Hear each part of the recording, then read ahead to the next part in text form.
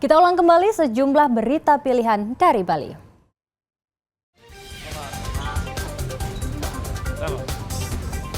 Dua pasangan bakal calon gubernur dan bakal calon wakil gubernur Bali menjalani tes kesehatan di Rumah Sakit Bali Mandara.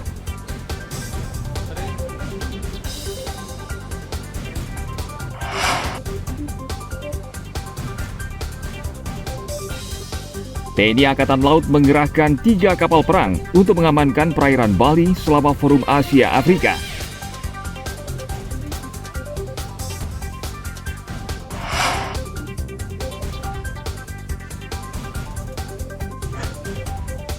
Polres Karangasem meringkus 5 pengedar narkotika di 4 kecamatan.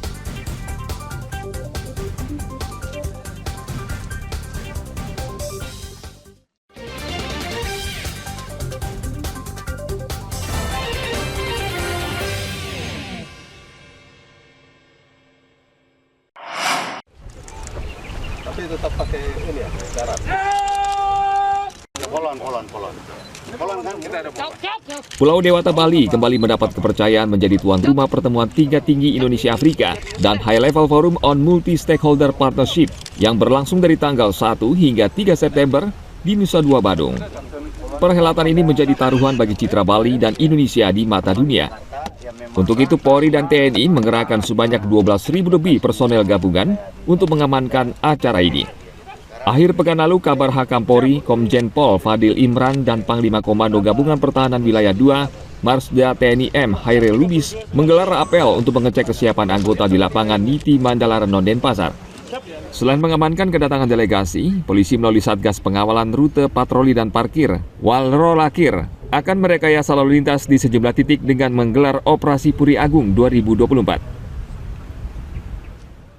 Kelancaran lalu lintas dari dan ke venue sudah kita persiapkan Satgas yang menangani, Satgas Wal Rolakir namanya, dipimpin oleh Brigjen Slamet Santoso, Dir Gakum Korlantas Polri.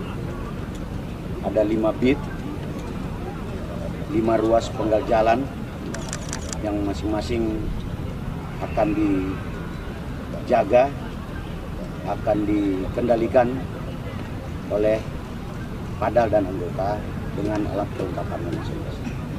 Kemudian ada beberapa cara bertindak, di samping penjagaan, pengaturan, akan juga ada pengalihan arus lalu lintas. Ada buka tutup arus lalu lintas.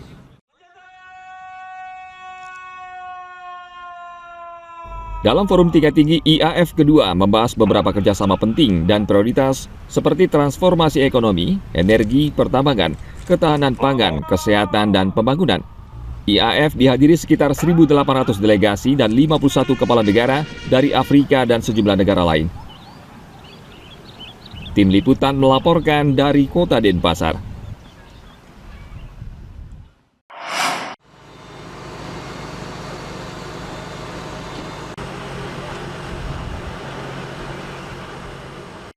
Pengamanan 2 perhelatan akbar Indonesia Afrika Forum dan High Level Forum on Multi-Stakeholder Partnership tidak hanya di darat.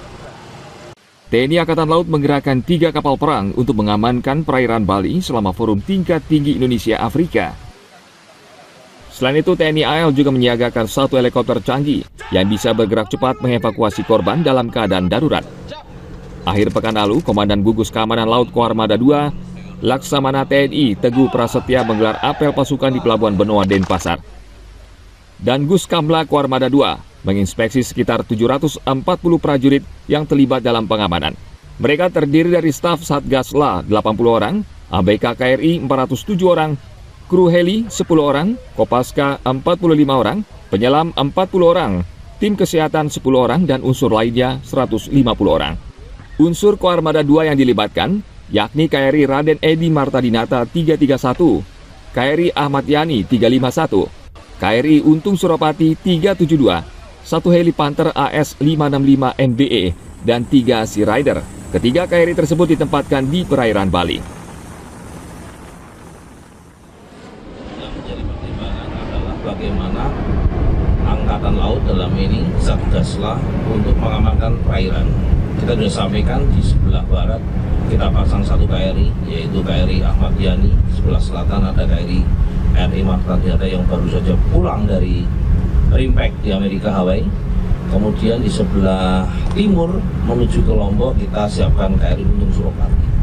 Namun unsur-unsur lain di Angkatan Laut Rumah Armada 2 telah disiapkan untuk meng-cover apabila hal-hal yang perlu kita harus support.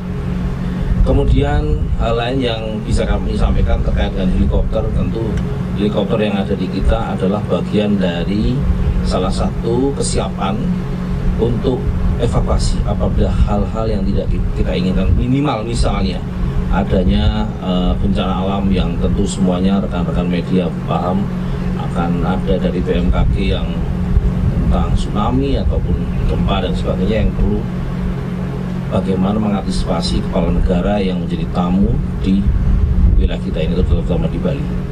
Demikian. Pengamanan meliputi seluruh perairan Bali untuk mengantisipasi gangguan keamanan lewat laut. Forum Tingkat Tinggi Indonesia Afrika Forum IAF kedua tahun 2024 berlangsung dari tanggal 1 sampai 3 September 2024 bersamaan dengan penyelenggaraan High Level Forum on Multi-Stakeholder Partnership yang juga dilangsungkan di Nusa Dua Badung. Tim Liputan melaporkan dari Kota Denpasar.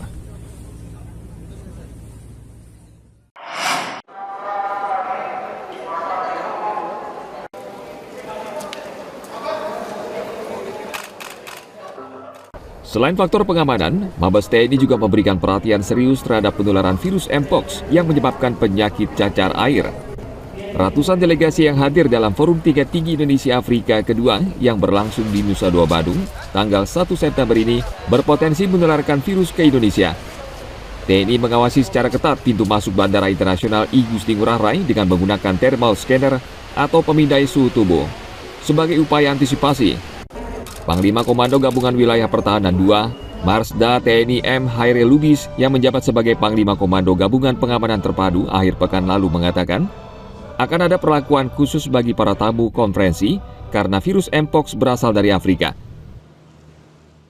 Kementerian Luar Negeri sudah bergerak dengan Kementerian Kesehatan karena perintah Pak Presiden jangan sampai sumbernya dari Afrika kita lengah.